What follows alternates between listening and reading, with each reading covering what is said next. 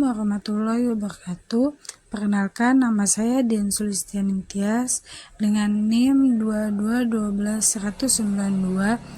Saya dari semester 4 dari prodi dari jurusan Pendidikan Agama Islam, Fakultas Tarbiyah dan Keguruan. Di sini juga saya akan mempresentasikan mata kuliah perkembangan kurikulum yang dipengampu oleh Dr. Hernanelis MPD, dan saya di sini dari kelompok 3. Di sini saya juga dari kelompok 3 yang menjelaskan tentang desain kurikulum. Desain kurikulum merupakan perorganisasian tujuan, isi, serta proses belajar yang akan diikuti para siswa pada berbagai tahap perkembangan pendidikan. Dalam desain kurikulum akan tergambar unsur-unsur kurikulum, hubungan antara satu unsur dengan unsur lainnya, prinsip-prinsip perorganisasian, serta hal-hal yang diperlukan dalam pelaksanaannya. Yang pertama, dalam desain kurikulum ada 2 dimensi penting, yaitu yang pertama, substansi unsur serta organisasi dalam dokumen tertulis kurikulum, model perorganisasian, dan bagian-bagian kurikulum, terutama organisasi dan proses pengajaran. Menurut Biancam, kurikulum mempunyai 3 karakteristik, yaitu yang pertama, kurikulum merupakan dokumen tertulis. Kedua, berisi garis-garis besar rumusan tujuan. Berdasarkan garis-garis besar tujuan tersebut, desain kurikulum disusun. 3. Isi atau materi ajar. Dengan materi tersebut, tujuan kurikulum dapat dicapai pada 2 hal yang perlu ditambahkan dalam desain kurikulum. Pertama, ketentuan tentang penggunaan kurikulum serta penyempurnaannya berdasarkan masukan dari pengalaman. Dan kedua, kurikulum itu dievaluasi baik bentuk desainnya maupun sistem pelaksanaannya.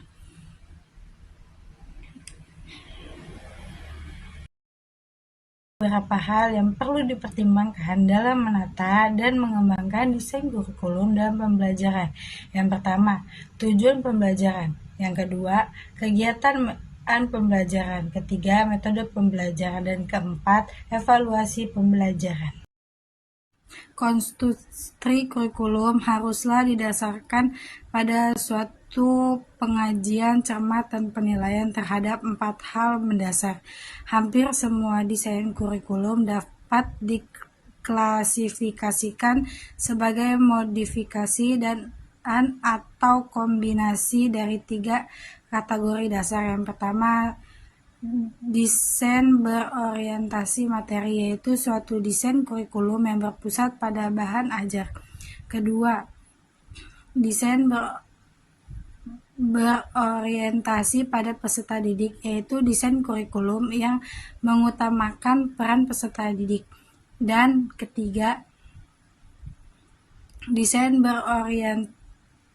berorientasi pada masalah, yaitu desain kurikulum yang bertitik tolak pada masalah-masalah yang dihadapi dalam masyarakat.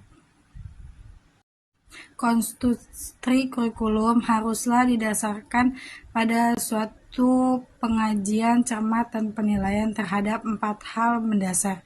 Hampir semua desain kurikulum dapat diklasifikasikan sebagai modifikasi dan atau kombinasi dari 3 kategori dasar. Yang pertama, desain berorientasi materi, yaitu suatu desain kurikulum yang berpusat pada bahan ajar. Kedua, desain berorientasi pada peserta didik, yaitu desain kurikulum yang mengutamakan peran peserta didik. Dan ketiga, desain berorientasi pada masalah, yaitu desain kurikulum yang bertitik tolak pada masalah-masalah yang dihadapi dalam masyarakat. Desain kurikulum dan silabus. mengemukakan komponen kurikulum dapat diatur dengan berbagai cara.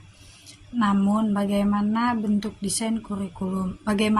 bentuk desain kurikulum tersebut, semuanya merupakan modifikasi atau pengintegrasian 3 desain dasar, yaitu yang pertama, desain yang terfokus pada bahan pelajaran, dan yang kedua, desain yang terfokus pada peserta didik, atau 3, desain yang terfokus pada masalah.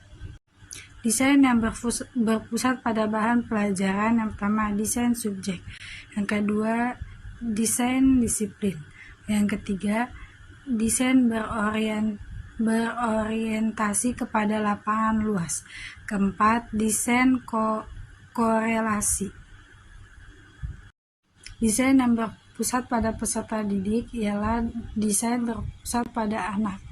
Yang pertama, desain berpusat pada anak. Yang kedua, desain berpusat pada pengalaman. Dan yang keempat, desain berpusat pada keadilan atau keharmonisan. Yang kelima, desain berpusat pada humoris. Desain yang berpusat pada masalah. Yang pertama, desain situasi kehidupan. Yang kedua, desain inti dan hati. Yang ketiga, desain permasalahan sosial dan rekonstruksionis. Desain kurikulum juga memiliki sifat-sifat. Yang pertama, strategis, yaitu karena merupakan instrumen yang sangat penting untuk mencapai tujuan pendidikan nasional. Yang kedua, komprehensif, yang mencakup keseluruhan aspek-aspek kehidupan dan penghidupan masyarakat. Yang ketiga, integratif, yang mengintegrasikan rencana yang luas, mencakup perkembangan dimensi kualitas dan kuantitas. Yang keempat, realistik, berdasarkan kebutuhan nyata peserta didik dan kebutuhan masyarakat. Yang kelima, humanistik, menitik beratkan pada perkembangan sumber daya manusia, baik kuantitatif maupun kualitatif. Keenam, futuralistik, mengacu jauh ke depan dalam perencanaan masyarakat yang maju. Ketujuh, merupakan bagian integral yang mendukung manajemen pendidikan secara sistematik. Yang kedelapan, perencanaan kurikulum mengacu pada perkembangan kompetensi sesuai dengan standar nasional.